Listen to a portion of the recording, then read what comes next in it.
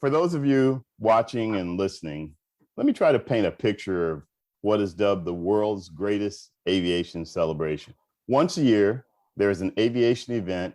You could actually call it an aviation festival of sorts. It's kind of like a state fair, but with lots of airplanes instead of lots of animals. As a matter of fact, over 10,000 airplanes fly in from all over the United States, Canada, and other countries, of which nearly 3,000 are showcased on display throughout the airport. Talking about an average of 125 aircraft landing per hour leading up to the opening of the show on Monday, July 25th. It is guaranteed that you will see every kind of airplane, from innovative home builts to vintage and classics to electric and electrifying aircraft of the future, not to mention helicopters, gyrocopters, hot air balloons, you name it. If it flies, it will most likely be there. And then, of course, there are thousands and thousands and thousands of aviation enthusiasts bringing their RVs, pitching their tents under the wings of their aircraft. Just imagine this, as well as on the airport grounds. I'm, of course, talking about the Experimental Aircraft Association, better known as EAA's AirVenture in Oshkosh, Wisconsin. What began as a small home-built aircraft fly-in over 7 decades ago has become a must-attend bucket list item for just about every pilot on the planet, and should be required attendance at least once for any and everyone interested in aviation, ever thought they were interested in aviation, or just likes things that fly, which, by the way, is fertile ground for inspiring future aviators, whether it's to fly, fix, or design airplanes, aircraft systems, or any other aspect of the industry. I could go on, but, my guests are probably wondering if I plan to introduce them sometime during this show. So without further ado, hello, everyone. I'm Vince Mickens with the Private Air Media Group. Welcome to another edition of All Things Aviation and Aerospace, your aviation career-oriented webcast that is available on the Private Air Media Group YouTube channel, which we're live on now, Facebook Live page, and as audio only. It's available on whatever podcast platform you choose to listen to your favorite podcast on. As some of you may recall, last summer, I interviewed EAA's chairman and CEO, Jack Pelt, who previewed AirVenture for me about a week or so prior. And then during the show, I caught up with Jeff Niddle, the chairman and CEO of Airbus Americas, along with some of his leadership team. This year's AirVenture has something in particular happening that is very special. Thought it would be perfect to highlight leading up to this year's EAA AirVenture. For the first time in history of AirVenture, Delta Airlines flying in their Airbus A330-900neo, an aircraft that they'll showcase for tours as well as demonstrate in the air show. And then Delta will also be exhibiting at EAA's Aviation Job Fair, including providing information about its fantastic Propel initiative and other great programs to inspire the next generation. So joining me this morning is Ashish Naran, a Delta captain on the Boeing 717 and lead pilot recruiter. Prior to his left seat duties, Captain, did I say it correctly, Naran? Yeah, Naran. Yeah. Naran, sorry. Captain Naran. I'm going to call you Ashish. Captain Naran previously served in the role of being the pilot outreach manager of company and community relations. Ashish, we look forward to hearing all about that. Welcome to All Things Aviation and Aerospace. Thanks for having us, Vince. It's great to have you on board. Also with us today, who will be the coolest pilot on the planet when he lands that Airbus A330-900neo at Whitman Regional Airport, the home of EAA AirVenture Oshkosh, on the morning of Monday, July 25th. Welcome, Captain Glen Fink. He is a fleet captain of the Airbus A330 and A350. He's an Atlanta-based chief pilot. And not only does he have type ratings in several Boeing and Airbus aircraft, but has a ton of general aviation flying experience in an RV-8, we'll tell you about that, in a Cessna 182, that's a great utility aircraft, can do a lot of things. And the one that makes me a little jealous is a 1948 Beech 18, which he's actually also going to be flying to AirVenture that week. Glen, welcome to the show. Thanks very much, Vince. It's a dream come true to fly 2 cool airplanes into Oshkosh this year. It's got to be. Yes, I'm jealous. Last but definitely not least, and we as pilots, we're not going to hold it against you not being a pilot, only because you are the epitome of get her done. Had to steal that away from Larry the Cable Guy. Seriously, though, Shalini Passales is an amazing enterprise sales manager for Delta Airlines Global Sales, and she will offer some excellent insight and perspectives from a completely different aspect of career opportunities at Delta. Shalini, also kind of a neighbor in terms of growing up near Oshkosh. Very glad to have you on, and yet another webcast. Welcome to All Things Aviation and Aerospace.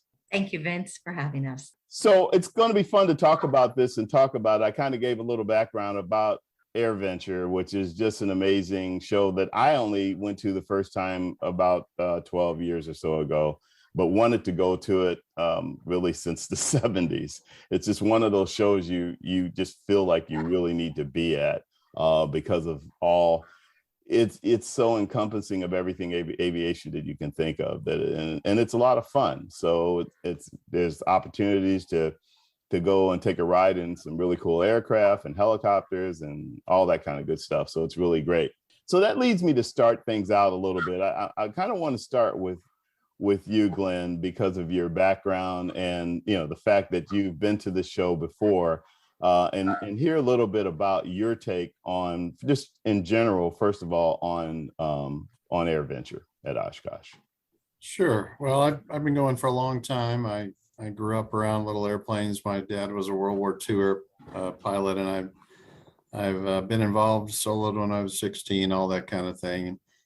First Oshkosh was probably in my 20s, and I've been a number of times, but just such an honor to be able to participate on this level this year. And I just find it to be such a unique, very patriotic, family-oriented event. It's been talked about often, but the lack of trash around the facility with this volume of people is just amazing. I've been to the Indy 500 where you needed a snowplow within a couple of miles of the facility for the trash. And it's just something people take great pride in, and we're really thrilled to be able to bring this airplane in. Thrilled that it's the Team USA painted airplane. I think it's the perfect airplane for Delta to showcase, given the patriotic, family-oriented event that the event is.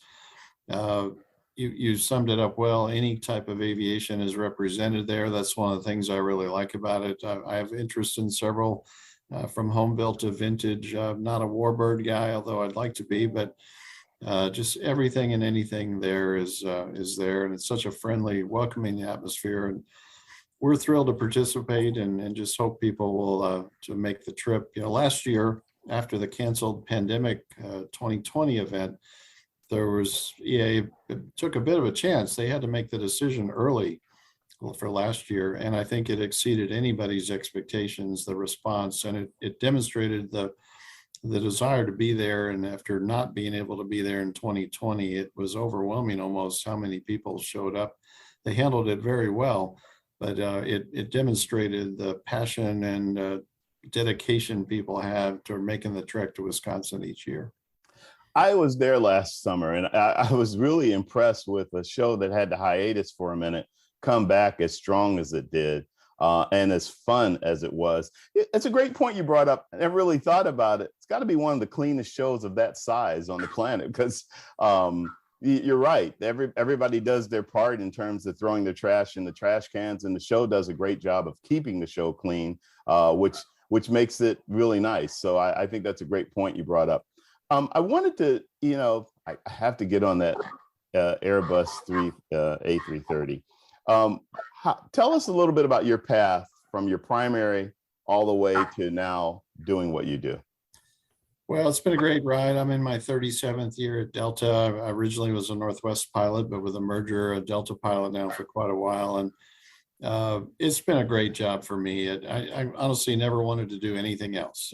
I started flying early, but I did work for a veterinarian in high school, but I never wanted to do anything but be an airline pilot, and had that vision.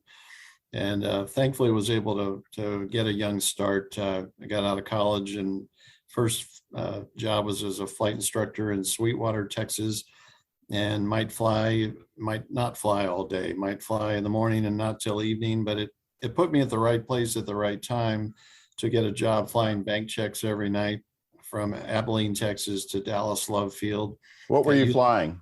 Well, I started in a Bonanza, but I needed multi-engine time back in those days. It was really difficult to get it. So although the Bonanza was a great airplane and did the job, I convinced them we needed de-icing boots and a radar for reliability. And so they sold the Bonanza, bought a Navajo, and I flew bank checks every night into Dallas. We actually kept a car at the airport, and it was a Buick about 40 feet long. And I drove the checks downtown to the Federal Reserve Bank myself. And if we got them there by midnight, which we usually did, then we got credit and made interest on that. And then flew back to Abilene and played a lot of golf and did it again the next night. Those were the days, because you're kind of telling on yourself considering how things are done now. Yeah, that was a big business, but it's all gone now. Yeah, absolutely. And then I was able to get onto a startup commuter operation, unusual airplane not many people know is a YS-11, Japanese turboprop with British engines, some interesting systems, 60 passengers. That was a startup operation. And it was a lot of fun and good experience, but it went bankrupt in a year. And then I was out of work for 6 months and was hired by Northwest, and haven't looked back since. And the rest is history, right? Yeah, I'll ask you about it later, because I'm going to have to ask you about what it's like to fly the 330 and the 350. But let me go to Ashish. Ashish, one of the great things about having you on this show is that you have been you went through the Propel program, I guess is the best way to say it, and had that opportunity to allow that to transition you into what you're doing. And it's interesting that you've been so heavily involved in pilot recruitment. So let's go back a little bit and talk about your getting interested in aviation and then how Propel really forwarded your progress. Yeah, absolutely. So I grew up just loving airplanes, kind of similar to Glenn. I had the chance to fly my first airplane when I think I was 10 or 11, and then just ended Remember up what it was? It was a Cessna 140. Okay. Oh, wow. Yeah. So Cessna 140, I did that, and it was, I was too short to reach the rudder pedal, so they had to put some stuff on the bottom of my feet so I could reach stuff. And I just loved it. I knew at the end of the day that's what I wanted to do for the rest of my life, and ended up after school hanging out at a grass strip, a little local grass strip, doing homework on a park bench, watching airplanes take off and land, and then try to figure out any Saturday or Sunday I could go there to go catch a free ride in an RV or a Cub or a Super Cub or whatever I could do. So I actually ended up going to Jacksonville University, and that's where I got my aviation management degree, which partnered with flight operations, and it was part of the Delta Connection Academy at the time. So I got all my ratings and certificates at Jacksonville University, and this is before Propel was even there, and finished up and flight instructed there after I graduated and got hired on at Comair Airlines, and got furloughed in late 2008, actually. So my exciting stint of flying a jet kind of came to a halt about 11 or 12 months after I got hired, and no one was hiring at the time in 2009, 2010. I was fortunate to go work in the office as a ASAP manager, an Aviation Safety Action Program manager for NetJets North America. I did that for a couple of years and learned a lot, a great operation that they had there. But I just wasn't flying, and I knew that one day I wanted to get back and become an airline pilot for Delta. So I left there and I flew corporate for a law firm for about 3 years. And that was a great experience. I enjoyed every single minute of it. But I knew I wanted to get back in that 121 world. So I ended up going to Compass Airlines after that. And after about 2.5 to 3 years at Compass, I was fortunate to get here at Delta. So it was kind of a ping pong that got me, here to Delta. I was going to say it was a zigzag in the path, but you made it. Yeah. And every step of the way taught me something that I bring to work every single day. And in fact, that actually helped us and my team back in Atlanta. I was fortunate to work with two fellow captains, Captain Brett Knobloch and Captain Emily Coker, when we created Propel back in 2017 and 2018. And got you. So I misspoke about that. You weren't really a product of Propel. You actually came to Delta and then you guys put it together. Absolutely. Yeah. I would have loved to be in Propel. I would have been at Delta a lot sooner than that crazy kind of winding road. But I think a lot of our backgrounds and experiences allowed us to go in there and figure out a way to create a program that had a seamless and accelerated and defined opportunity for students at select universities to have a long lasting career at Delta. Got you. So tell us a little bit more about that as you develop that program and how that program has become the success that it has. Yeah, absolutely. So my colleagues, Brent and Emily, that I mentioned earlier, they actually went in and did focus groups with hundreds of students across the nation at select aviation university institutions. And that allowed them to gain a lot of research and feedback. And we finally, came up with this concept of what can we offer to students at selected collegiate partnerships to get the most out of their career. We always heard so many places that said, you have to go do this, you have to go do that. We wanted to bring something to the students that allowed them to figure out their best route to come to Delta, while on the flip side, continuing to have a solid pipeline of high caliber candidates that will come to Delta Airlines and fly our customers and crew around. So we came together and we came up with this program that has a couple different branches. The college one is the one we're referring to. We have a company path as well, and then a large community outreach function as well. But the collegiate path allows students as a junior, senior, or recently graduated senior or recently graduated student to basically apply for the Propel program, get a qualified job offer, which is basically a document where they knock out their initial Delta interview in college. And basically, if they follow the steps outlined in the program, depending on what route they choose, whether it's in the civilian sector in our Delta Connection portfolio or serving in our military in the Guard or Reserve, they will be able to get to Delta Airlines once that point starts in 42 months or less. And the great thing is, we saw this through and we created this back in 2017 and 18. And just recently, a few months ago, I was in the pilot selection offices, and our first students are finally coming back in that transition. And it's just been wonderful to see that. Yeah, that's fantastic. And I also think the company path is great too. I know that I believe a flight attendant is now in the Propel program and moving towards, becoming a pilot. And I think Delta offering things like that are just great because it lets anybody know that whether you've already started working, at Delta in another capacity, that you still have that opportunity in front of you if you meet the qualifications. And then, of course, if you're in college and you have that, that's just amazing to have something like that to be able to apply for. Absolutely.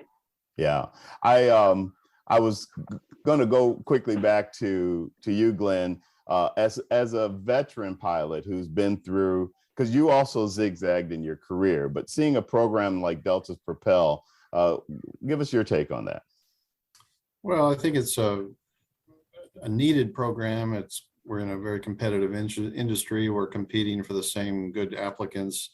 So that's certainly a positive step for the company. But to have control over the process, to be able to influence somebody's development and their path, where we can make sure they're going to meet our standards and kind of groom them along that path versus just taking whatever applicant we get, which we certainly still do and encourage.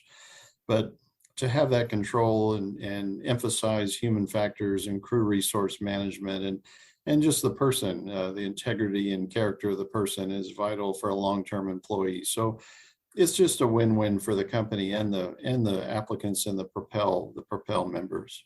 Sure, absolutely. So not to hog everything with we pilots, I'm going to go to Shalini and give her an opportunity to tell us. Shalini, tell us a little bit about a couple of things. So it's interesting that you grew up near Oshkosh, and then it's really a whole different world in terms of what you do to some degree to what you do at Delta. So share some of that with us.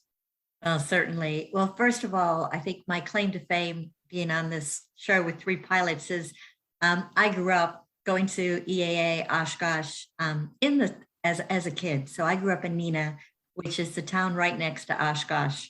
And I would remember that last week of July. It's been like that forever. We'd see all the planes go by, and we were on the route where they would always do the practice rounds. So that's where we would see the planes. And then, of course, going over to Oshkosh later on when it was allowed and open for the public and to kind of see all the different aircraft. What I remember it, though, at that time was it was the smaller aircraft. And that was always the thing of what it was like. Moved away. So then, and then basically, and keeping on that front, I went back to EAA Oshkosh just 2019. And I was pretty amazed at how big the show had grown. And it's basically what you have said. It's anything and everything. If it can fly, it's there. But also from a corporate perspective, all the corporations, any company, all the aviation enthusiasts were there, and it was pretty impressive. What I noticed was I went just as an individual with my sister, and I noticed that Delta was not there, and we were absent. And I went as Airbus is one of my accounts. So what I do as an enterprise sales manager is we work with corporations and negotiate their travel agreements. And part of that is our team has evolved to what we call enterprise. And so it basically means it's not just about the transaction, it's not just about the travel, but where are those other touch points? And Airbus is an amazing company, they're an amazing partner.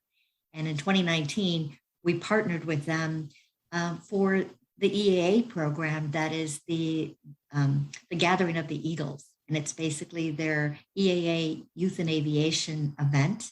And it's to raise money for their charity and to give youth, that opportunity of flight.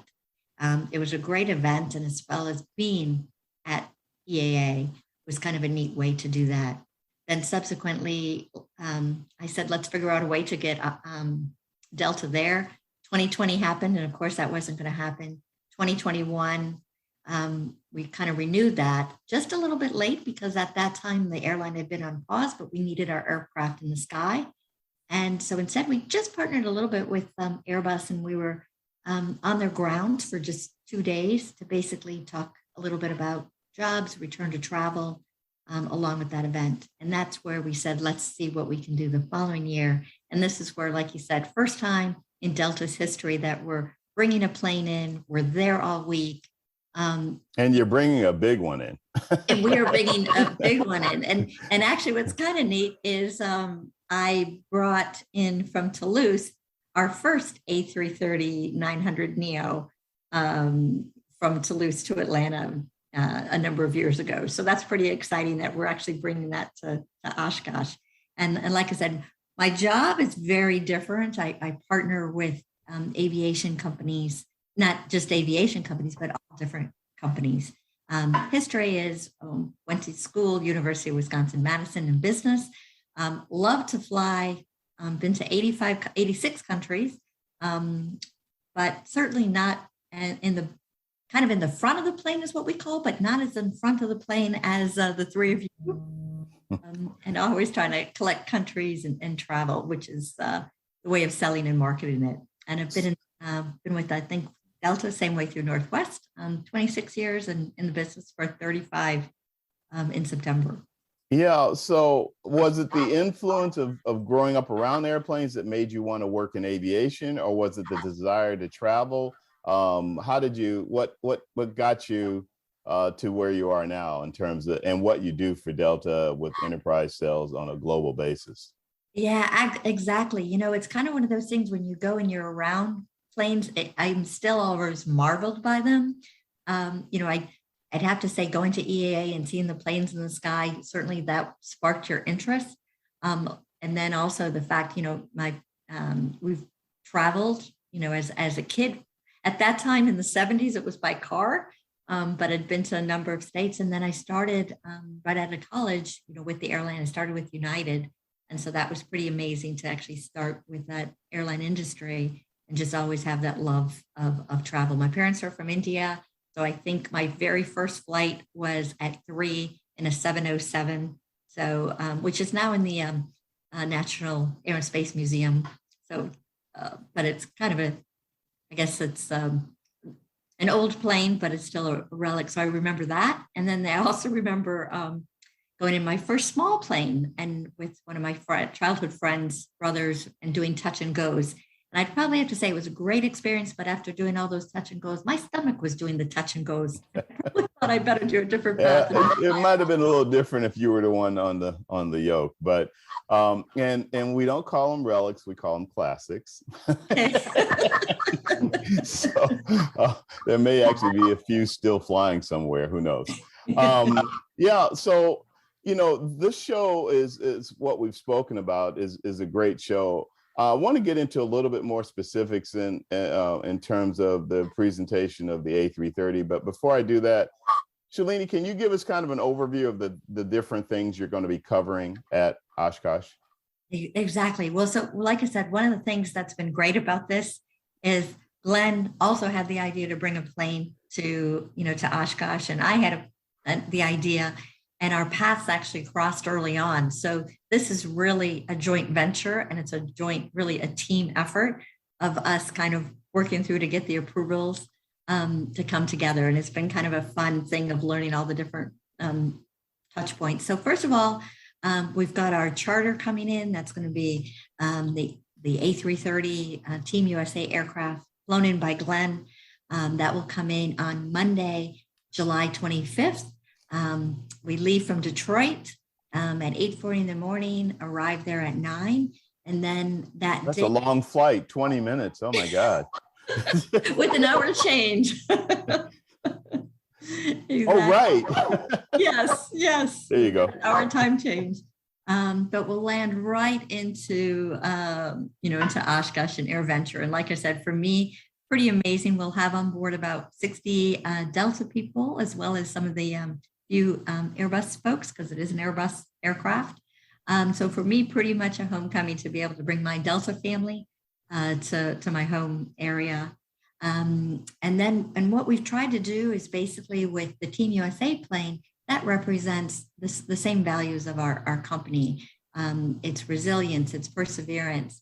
And obviously the last 3 years, we've all gone through that. It's kind of a nice way to say, wow, at the World's Aviation event, travel is back.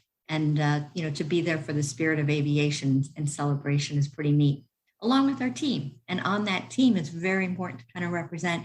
We've have almost all the different job groups between, like I said, if it's the flight ops, our technical operations that are engineers, to our operation control center, our charters group.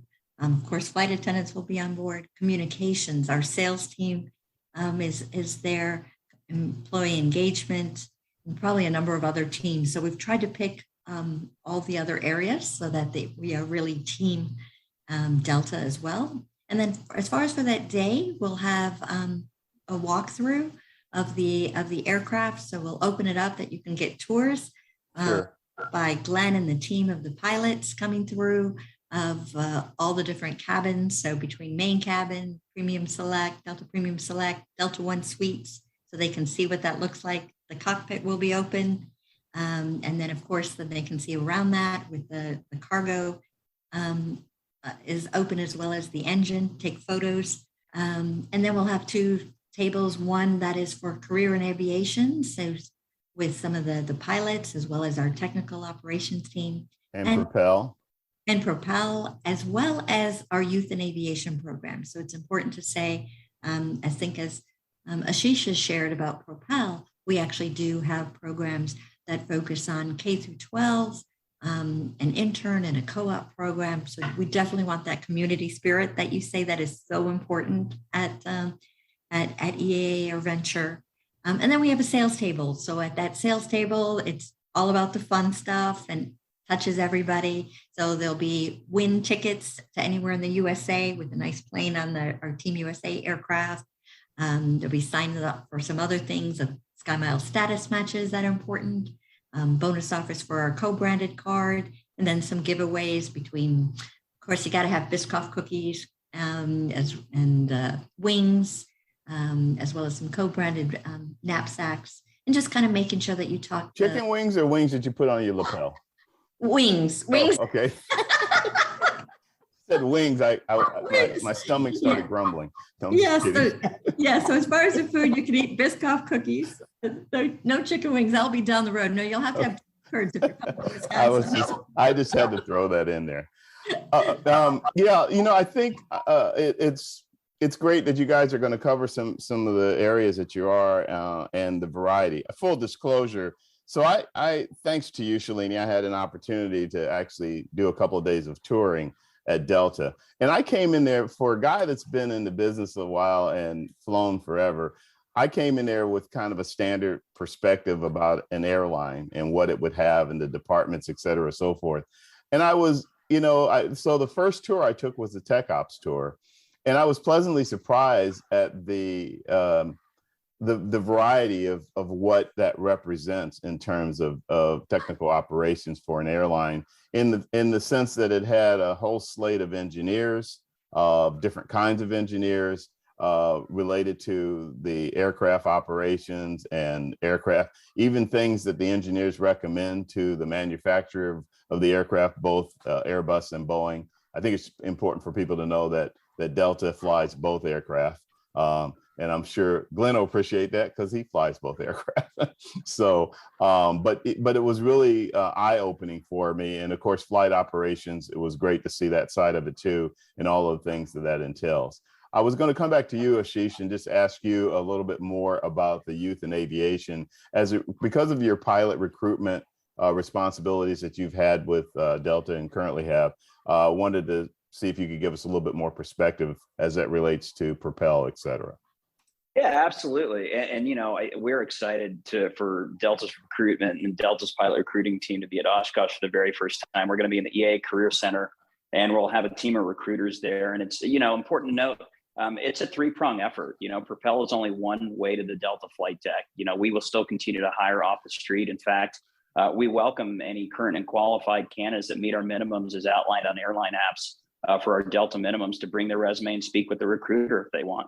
Any young adults that are excited about being in Propel, and if we can provide more information about some of the universities we've partnered with, some of the organizations that we've partnered with, we've recently have done more of a diverse kind of on-ramp into Propel, whether that's through our Endeavor STEP program, former interns, or what we're really excited about is some of our partner organizations such as NGPA, OBAT, PAPA, LPA, a lot of those different organizations that have identified high caliber individuals within those organizations and institutions that would like to be in the Propel program. But most importantly, I think what I'm excited about, and I'll admit it, I'm an av geek. I love airplanes, and I think we all do. But I'm excited to meet the young adults who aren't there yet for the college side of the house or for Propel, or who may not be qualified off the street as a candidate at Delta. To talk about how rewarding a Delta pilot career is. And also, I hope the parents are there too. Recently, I just got back from a school counselor association conference where all the school counselors in America, or the majority of them, came to a conference, and we had the ability to send our recruiting team there to talk to them about telling students about what a rewarding career in aviation and as a Delta pilot is, and kind of changing that dining room conversation with parents that have a high caliber student or someone that's very driven, that enjoys STEM classes, maybe say, potentially become a doctor or an engineer, but let's start to talk about airline pilot, and specifically a Delta pilot, so we can get that dining room conversation going, so we can have a solid pipeline for the future. No, I think that's a really great point. I think that a lot of young people have an interest in aviation, but they don't know what the next steps are. And I'm glad you brought up the point. It's one thing for somebody to be in a program at a college that's pursuing aviation versus someone maybe in middle or high school that is interested but doesn't know, what the next step, and their parents don't really know what steps they could take. And you brought up earlier things like an ROTC program to go the military route, and the military is looking for pilots just like everybody else. So there's a lot to share with those young people. So I totally hear you on that and agree with that. Glenn, again, I'm drawing on your longtime experience and expertise in flying and everything. In terms of getting the youth involved, just give us your take, if you would, please. Well, there's a great deal of enthusiasm. Until just very recently, I've been involved in a flying club, starting it with 2 other Delta pilots, and we've gone from 1 airplane to 4 and over 10,000 hours in 4 years. And it's mostly high school and college kids that have joined our flying club. We have the advantage of living on the south side of Atlanta, where there's a lot of Delta pilots live. And so some of these kids have come through that relationship, but it's also meant their friends and schoolmates have come. And so it's been a fun ride. I recently got out of it mostly from a time commitment. but it's continuing to thrive. And there is a great deal of enthusiasm. I'm encouraged that I think the word is out, that it's a good career and it's a reachable career. A lot of people that don't grow up around it struggle to make the connection. Well, how would I ever get into that? Or you have to go through the military, which is at one time was very true, but no longer. We certainly at Delta hire more civilian background pilots than military. They're a great asset and a great, really high quality applicant, but there's just not that many of them anymore. And they have a longer commitment to the military. So just to get the word out that it is accessible. I've often said when talking to young people, if you have the passion and the desire to do it, it's possible to get there. You don't have to have grown up around airplanes and come from an aviation family. There are avenues to get there if you have the desire. And there's a lot of scholarship activity going on, and just the needs of the industry is helping sell that message and get that communication out. Yeah, I'm so glad you brought up that about the scholarships, and I'm glad Ashish brought up about the associations that are involved and that, for example, Delta's involved with, and then your involvement, Glenn, with EAA and AirVenture and all of that entails. EAA, as a matter of fact, just announced, and I remember when they were, it was under construction, but they have completed it and it's up and running, and that's their new Aviation Education Center at the museum, and it's, I don't know, 10 or 15,000 square feet that they've added with simulators and all kinds of things to really encourage and support young people getting into aviation. And that's kind of been a thing that EAA has done for a very long time with the Young Eagles program and taking kids up to fly in the various chapters around the country for their first flight and that type of thing. And EAA and some of the other organizations, AOPA, et cetera, have also learned that following through with that is the other big piece of it. So you can get somebody up for the first time, but then what are the next steps to keep them going so that they go ahead and pursue that first ticket, that private ticket, and maybe eventually pursue a full-blown airline career as a pilot or professional pilot career. The other part of it I like to always make sure we point out too is all the other opportunities in the industry. So yes, you can be a pilot, and we're going to be a little biased about that, but you can also be a mechanics or an avionics tech or an enterprise sales manager and all of these other things in the industry. Whatever your interest might be, I always get a kick out of the fact that some people have majored in something that they would think is, and it might be unrelated, but they've always loved aviation, so they end up finding a way to do that. And that would be like, being a lawyer and then becoming an aviation attorney and things of that nature, and could give a whole slew of other examples. So I think you bring up a really good point. I wanted to steer it a little bit more back to Oshkosh, because I think what Delta is going to be doing there in the Career Center and things like that is really key for any young person that's coming through and is thinking about a possibility of an airline career or is just interested in knowing more about it. Glenn, I also thought you brought a great point. Yes, the military route is a great route, the ROTC program, et cetera, and so forth, but there are ways to do the civilian route. And the point that you just made or brought up was about the availability of scholarships. As a matter of fact, I'm going to be doing a show in a few weeks on all of the scholarships that are available out there. All the associations have either one or several scholarships that are available. When I say one type of, or several types of scholarships available. And I find them constantly looking for candidates, which is interesting because they've got plenty of money to give away and they don't always have enough candidates to come after it. So I'm hoping to help with that a little bit with All Things Aviation and Aerospace, but I think it's a good point. The other point, and then I'll go back to letting you guys talk. No, the other point I wanted to share though is that, and this kind of comes from what Ashish was saying about, actually what all of you are saying about the associations, the aviation associations and that type of thing. And that is, if you have an interest not sure what it is, but you know you're interested, get involved in one of those associations as a volunteer in an internship program or whatever the case may be. But you know, we always hear stuff about networking, and that's great, but it's not networking, I think, in the traditional sense that people think of.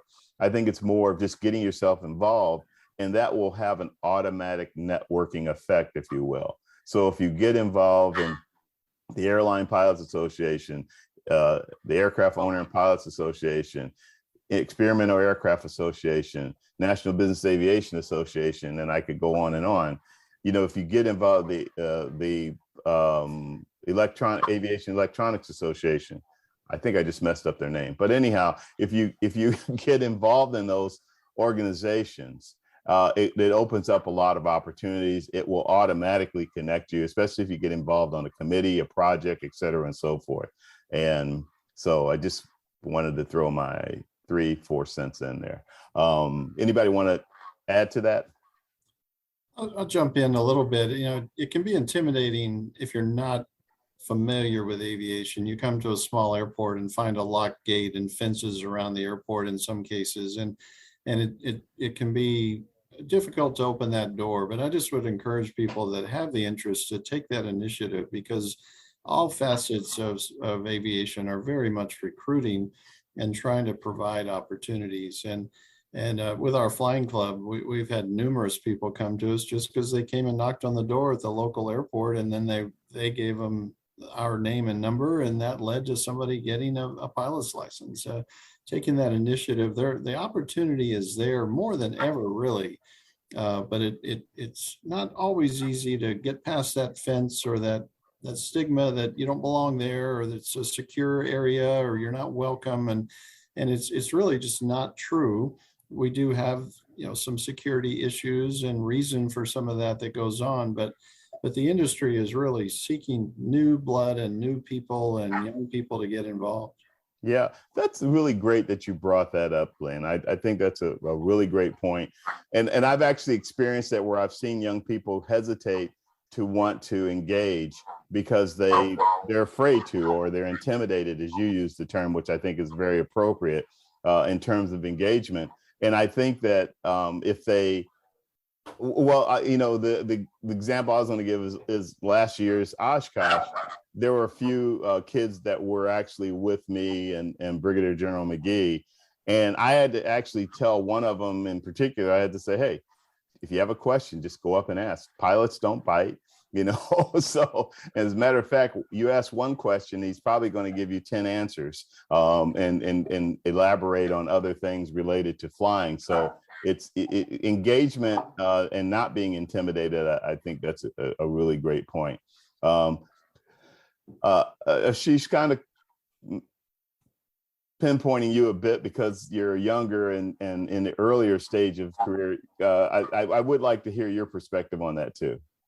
Yeah, absolutely. You know, and the theme of Oshkosh and EAA, I mean, I'll go back to, you know, just even the fact that the EAA has chapters around the nation that does Young Eagle rallies that allows a young adult to either get their first airplane ride or their second airplane ride, but even just those chapters in general. I mean, I remember I was part of EAA 1114 back in North Carolina, and we used to have a pancake breakfast on the third Saturday of every month. And just the amount of folks that I got to meet, you know, Delta captains and I'll kind of date myself a little bit, but Continental captains and America West captains and all those folks, you know, just that amount of networking or just that amount of mentorship and the opportunity to fly a diverse way of air or diverse type of aircraft and, you know, just getting involved in general. And there's so many opportunities that are out there, whether it's the EAA, whether it's the AOPA or just a local fly-in. But I kind of agree with Glenn. Sometimes it's intimidating. You don't really know where to start.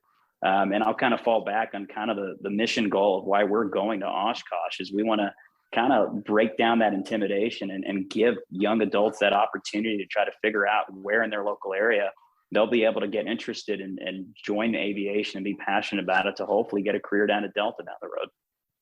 Yeah, and I just add to that, you know, when we were trying to decide where was the best place, one of the things was that career hangar, that aviation job fair.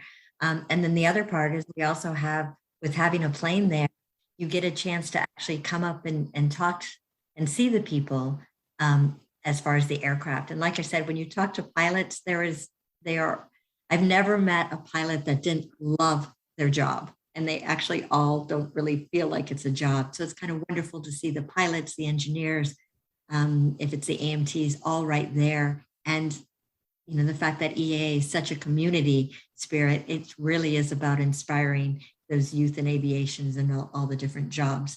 So it's wonderful to be able to kind of showcase from the career hanger side to the young.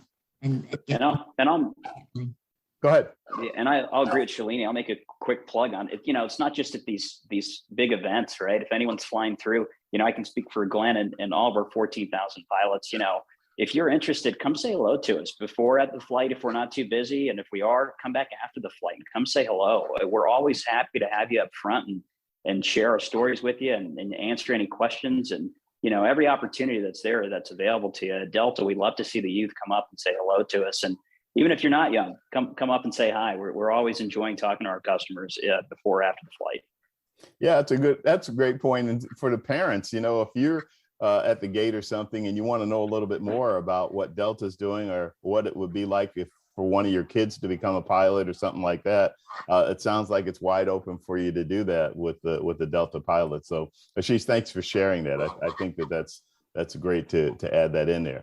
As we get to the last portion of the show, I want to make sure we talk a little bit about the A330 and I want to put it in the context, Glen, of you have progressed from the smaller jets all the way up to these big boys. Can you tell us a little bit about that and tell us what the A330 is about and what the neo means and things like that? It's an A330-900neo, so Sure. That in itself tells me a lot. I'm not sure about everybody else.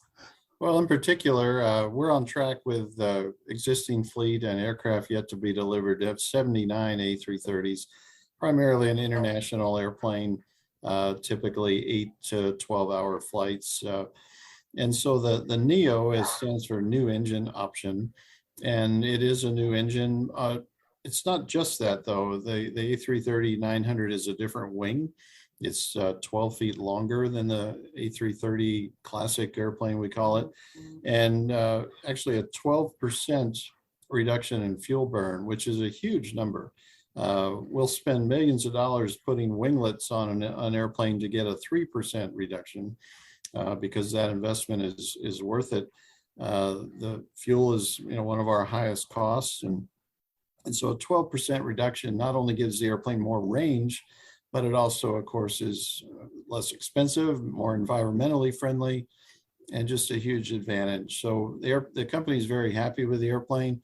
We'll fly it with 2 pilots, 3 pilots, 4 pilots. We have rest facilities that meet the FAA requirements for that.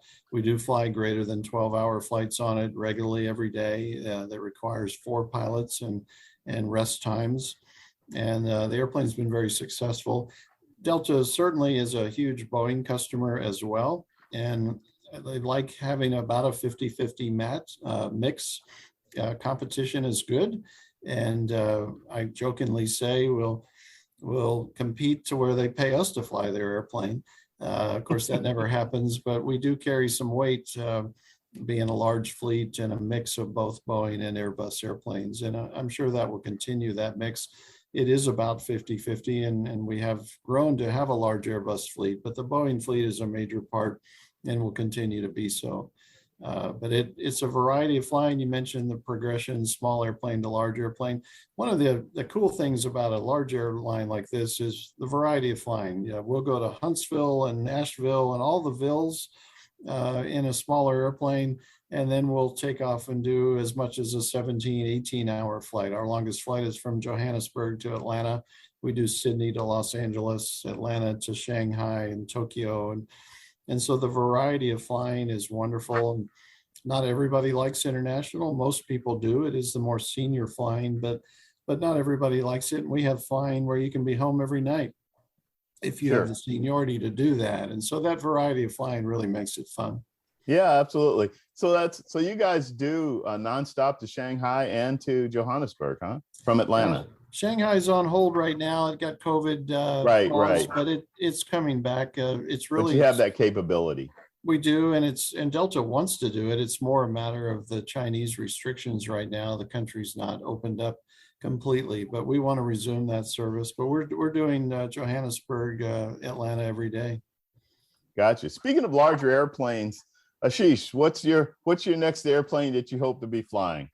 Well, I was fortunate to spend the last 5 years on the 757 and 767 before taking the upgrade to the Boeing 717, and I'm loving it. You know, like Glenn was talking about, you know, the different dynamics. I was fortunate to quite a bit of international when I was on the 7576, and kind of revisiting the U.S. cities I haven't seen, the Bills and the Bergs. It's been great. It's a great airplane, but long term, you know, I'm not sure yet. I'm enjoying the domestic side of the house. I would love to fly potentially the 330 or the 350 down the road, or even return back to the 767. So I think that's why I really do enjoy working for Delta, because those options, like Glenn was talking about, you know, they're all there. You can make your career what you want out of it. Yeah, just curious, what the 717, tell us a little bit about that, how that differs from the 75 and 76. Yeah, absolutely. So it's a DC-9 type rating, and it was labeled as the MD-95, but it's a Boeing 717.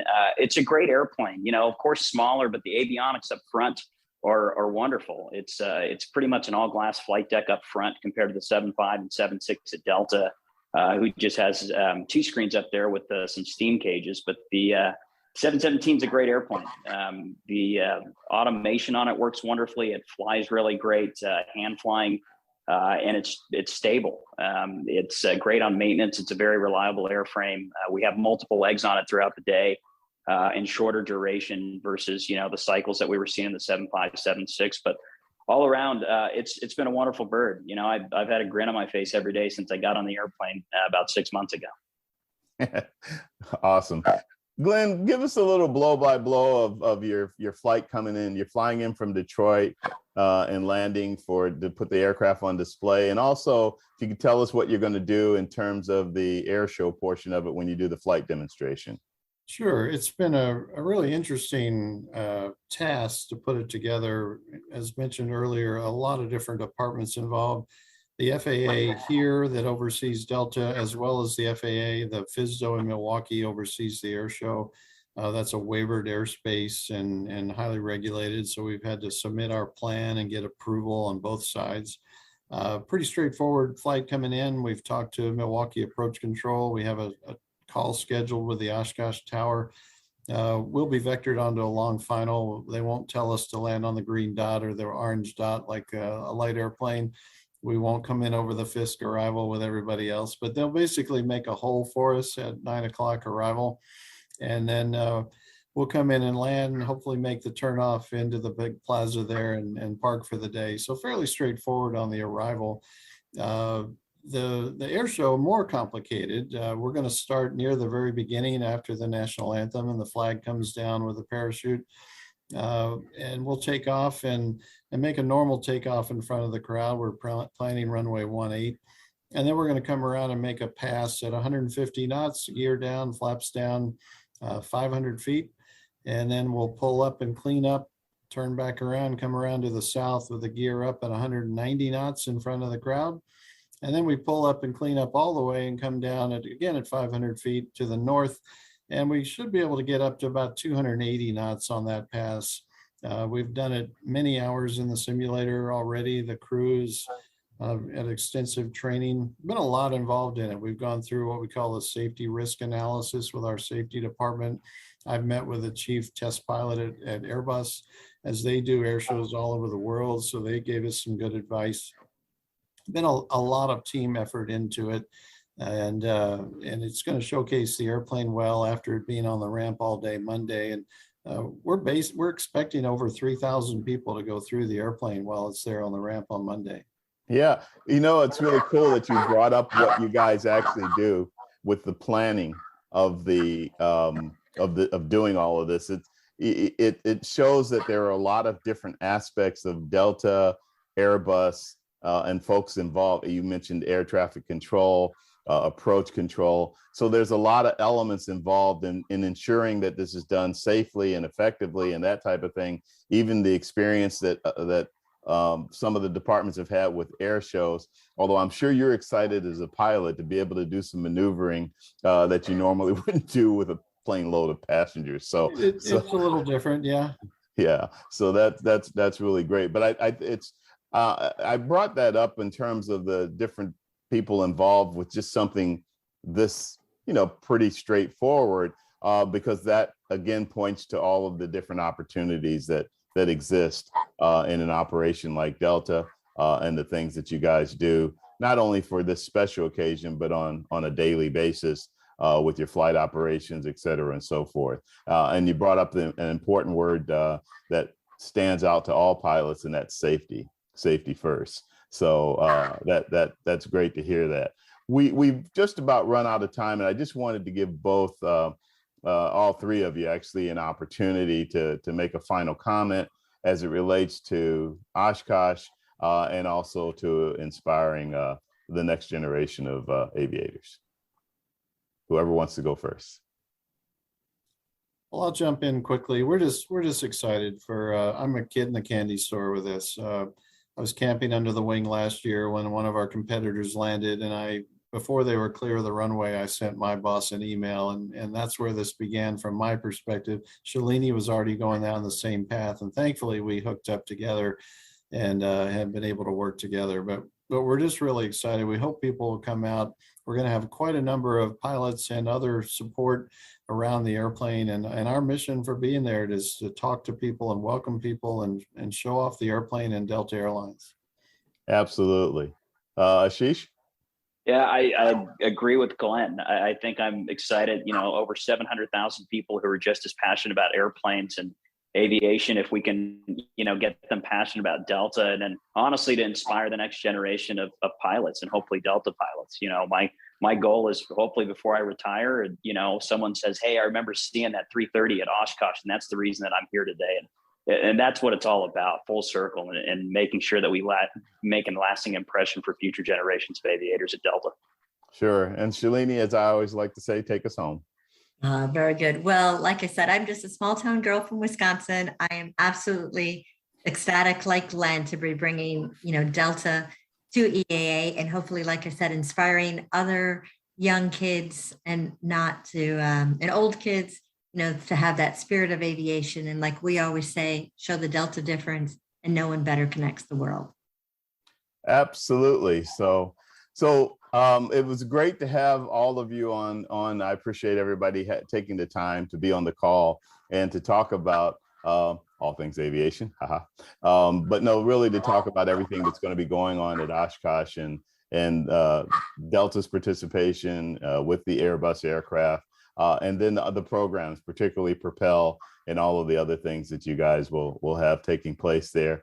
So again, EAA AirVenture at Oshkosh begins on Monday, the 25th of July, and goes through the 31st, I believe, the Sunday, which is important to note because it's the day before my birthday. So this is always a birthday present for me when I get to attend that. So maybe that's why my wife lets me go and doesn't give me a hard time about it. Anyhow, but thank you guys, and I hope wish you all well with the show. I'll see you there. And Glenn, have fun flying that A330 in. Yeah, yes, sir. All right, you guys take care. Thanks everyone for watching and listening to All Things Aviation and Aerospace. Again, it's a aviation career-oriented webcast that we like to show what the opportunities are. And in this case, it was great to have an opportunity to preview EAA AirVenture at Oshkosh. So until next time, everybody take care and have a good one. Thanks all. Thank you. Thank you. Thanks, Vince. Appreciate it.